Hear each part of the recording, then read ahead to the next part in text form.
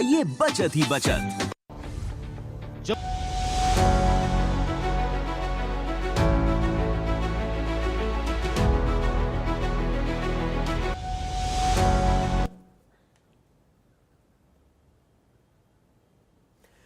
Ram Ram, Haryana diary में आपका स्वागत है। मैं हूं आपके साथ पराग गुप्ता। मुख्यमंत्री नायब सिंह सैनी ने बजट सत्र पर चर्चा के दौरान कहा कि वित्त वर्ष 2026-27 के लिए केवल स्कूल शिक्षा विभाग के लिए ही 18,717 करोड़ 89 लाख रुपए का प्रावधान किया गया है, जो राज्य के कुल बजट 2,23,658 करोड़ 17 लाख रुपए का लगभग 8.37% है। मुख्यमंत्री ने आगे कहा कि नई राष्ट्रीय शिक्षा नीति के अनुसार शिक्षा पर जीडीपी का लगभग 6% व्यय होना चाहिए, जबकि राज्य के बजट में यह लगभग 1.9% बताया जा रहा है।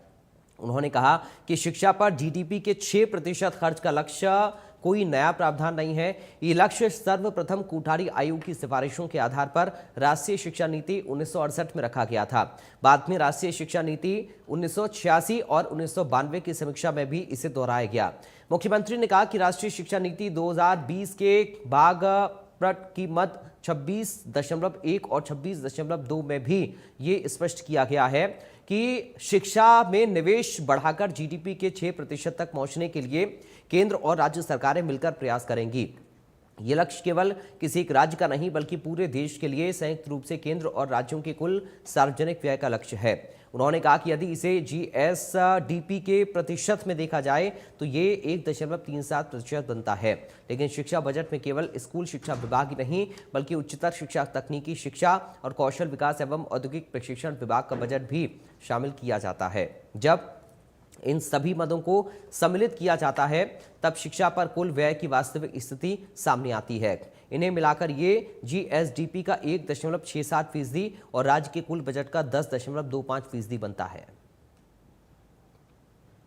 सिंह ने कहा कि 6% का ही शिक्षा के ऊपर खर्च हो रहा का आरोप लगाया। माननीय उपाध्यक्ष महोदय भूपेंद्र सिंह हुड्डा और आफ्ताब ने ये प्रश्न भी उठाया कि राष्ट्रीय शिक्षा नीति के अनुसार शिक्षा पर जीडीपी का लगभग 6% ही खर्च होना चाहिए, जबकि राज्य में बजट में यह लगभग 1.9% बताया जा रहा है। माननीय उपाध्यक्ष महोदय, सबसे पहले तो समझना जरूरी है कि शिक्षा पर जीडीपी के 6% खर्च का लक्ष्य कोई नया प्रावधान नहीं है। यह लक्ष्य सर्वप्रथम कोठारी आयोग की सिफारिशों के आधार पर राष्ट्रीय शिक्षा नीति 1968 में यह रखा गया था। बाद में राष्ट्रीय शिक्षा नीति 1986 तथा 1992 की समीक्षा में भी इसे दोहराया गया। राष्ट्रीय शिक्षा नीति 2020 के भाग 4 में की मद 26.1 और 26.2 में भी यह स्पष्ट किया गया है, माननीय उपाध्यक्ष महोदय, कि शिक्षा में निवेश बढ़ाकर जीडीपी के 6% तक पहुंचने के लिए केंद्र और राज्य सरकारें मिलकर प्रयास करेंगी। माननीय उपाध्यक्ष महोदय, यह लक्ष्य केवल किसी एक राज्य का नहीं बल्कि पूरे देश के लिए संयुक्त रूप से केंद्र और राज्यों के कुल सार्वजनिक व्यय का ये लक्ष्य है। माननीय उपाध्यक्ष महोदय, जहां तक हरियाणा के वर्तमान बजट का प्रश्न है, वर्ष 2026-27 के लिए केवल स्कूल शिक्षा विभाग के लिए 18,717 करोड़ 89 लाख रुपए का प्रावधान मैंने इस बजट के अंदर किया है। इस बजट के अंदर एजुकेशन के लिए किया है, जो राज्य के कुल बजट का, माननीय उपाध्यक्ष महोदय, 2,23,658 करोड़ 17 लाख रुपए का लगभग 8.37% को ये ज्यादा दिखाया गया।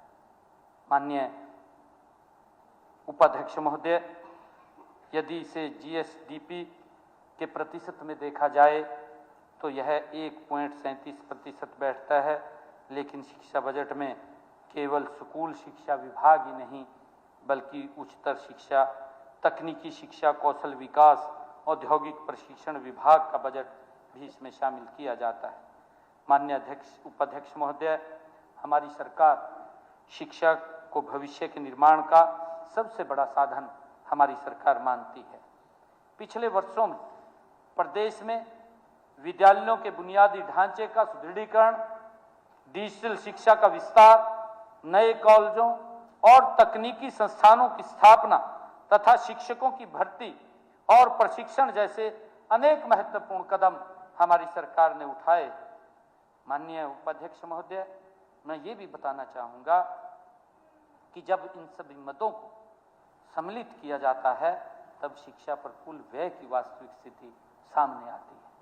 माननीय उपाध्यक्ष महोदय, इन्हें मिलाकर के जीएसडीपी का 1.67% तथा राज्य के कुल बजट का 10.25% बनता है।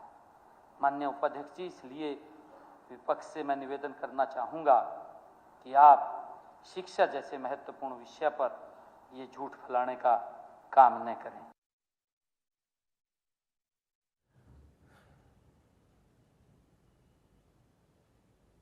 तो फिलहाल अभी हरियाणा डायरी में इतना ही। बाकी खबरों के लिए आप बने रहिए। राम राम।